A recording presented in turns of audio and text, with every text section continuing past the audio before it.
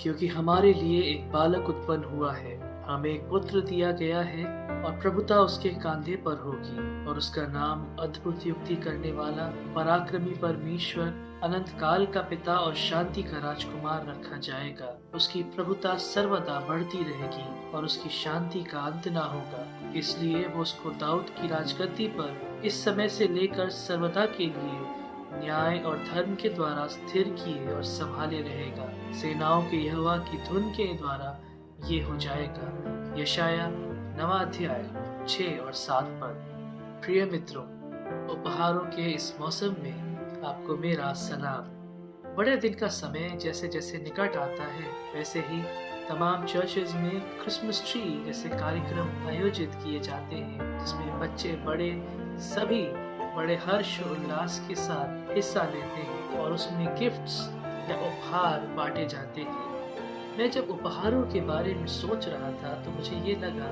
उस उपहार के लिए हमारी ओर से कोई खास प्रयास नहीं होता, लेकिन जब उपहार हमें मिलता है तो हमें आनंद की अनुभूति होती है। हम ये भी कह सकते हैं कि जो उपहार देता है ये उसकी अच्छाई या उसकी भलाई को प्रदर्शित करता है कि उसने किसी व्यक्ति के बारे में सोचा। जिस चर्च में मैंने कई वर्षों तक सेवकाई करी, हम अक्सर बड़े दिन के समय में कि ठंड बहुत पड़ती है, उन लोगों की सहायता करते थे जो हमारी तरह उतने फॉर्चुनेट नहीं थे, तो हम जाकर के कंबल वितरण करते थे या गर्म कपड़े बांटते थे।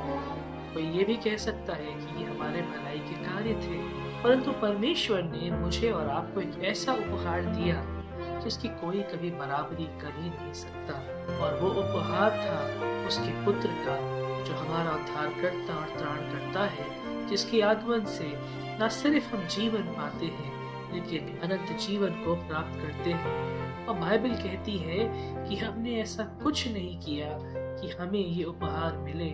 वचन यूं कहता है कि सब ने पाप किया है और सब परमेश्वर की महिमा से रहित हैं। तो जब हम सब परमेश्वर की महिमा से रहित हैं तो हमने तो ऐसा कुछ किया ही नहीं कि हमें उपहार मिल सके। तो फिर आखिर ये उपहार हमें प्रभु यीशु के रूप में दिया क्यों गया?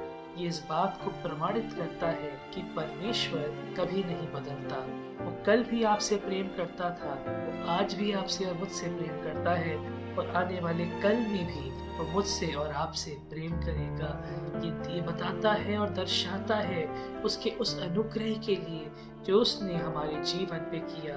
प्रिय मित्रों, ये उपहार सबके लिए है। शुरू ही से या आरंभ ही से मनुष्य की एक ही इच्छा और खोज रही है कि वो कैसे अपनी मुक्ति या अपने निर्वाण या मोक्ष को प्राप्त कर सके। जिस देश में हम रहते हैं वहाँ कई वर्षों से या प्राचीन काल से ऋषि मुनि पहाड़ों पे चले जाते थे कि वो मुक्ति के मार्ग को खोज सके। लेकिन आज परमेश्वर अपने वचन के द्वारा मुझसे और आपसे कह रहे हैं कि हमारे लिए एक उद्धारकर्ता जन्मा है, एक बालक उत्पन्न हुआ है, और ये बालक, ये उपहार सबके लिए है। हर एक भाषा बोलने वाले के लिए, हर एक जाति के लिए, हर एक मनुष्य के लिए जो कहीं का भी निवासी हो। यदि आप पुराने नियम को ध्यान से पढ़ें तो आप ये पाएंगे परमेश्वर का प्रकाशन सिर्फ बनी इज़राइल तक ही सीमित था, पर आज सुसमाचार ये है कि ये उपहार सबके लिए है। यशाया का 7वां अध्याय और 14वां पद इस उपहार को कुछ इस तरह से हमें एक्सप्लेन या डिस्क्राइब करता है, और वो शब्द इस्तेमाल करता है इमैनुएल। वो ये उपहार है इमैनुएल का, यानी परमेश्वर हमारे साथ है। अब परमेश्वर की धार्मिकता जो है वो हमारे बीच में विराजेगी, और एक ऐसा उपहार है जिसके लिए मैंने और आपने ना प्रयास किया। एक ऐसा समय था मेरे प्रिय मित्रों जब ये भविष्यवाणी आई, जब देश में आंतरिक कलह चल रही थी, लोग आपस में एक दूसरे से लड़ रहे थे, झगड़ रहे थे और एक दूसरे पर दोषारोपण करते थे। वो परमेश्वर से कहते थे कि परमेश्वर उनका विरोधी हो चुका है, लगातार दुश्मन उनके ऊपर आक्रमण करता था। पाप की दासत्व, पाप की प्रभुता उन्हें परमेश्वर से दूर रखती थी। ये लोग अनाज्ञाकारी हो गए थे, और परमेश्वर इसी कारण विद्रोहियों को मौके देता था कि वो इनके ऊपर चढ़ाई कर सके।